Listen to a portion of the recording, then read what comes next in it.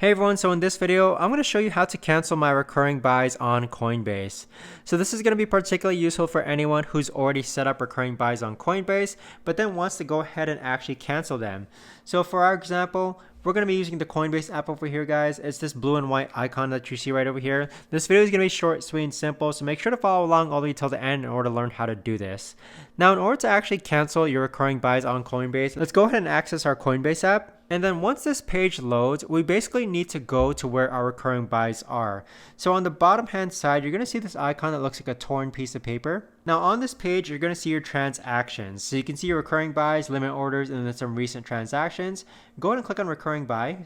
And then this is where you're going to see the assets which you currently are buying. So as you can see, we're buying Ethereum twice a month and then buying Bitcoin every week. So with that, in order to actually cancel your recurring buys, just simply click on the asset that you want to cancel and then click on this cancel recurring purchase.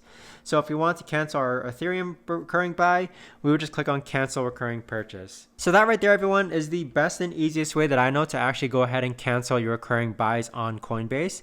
If you guys know of a better or easier way to actually do this, let me know in the comments down below. I would love to know. Thanks so much for watching, everyone, and I'll see you guys all in the next video.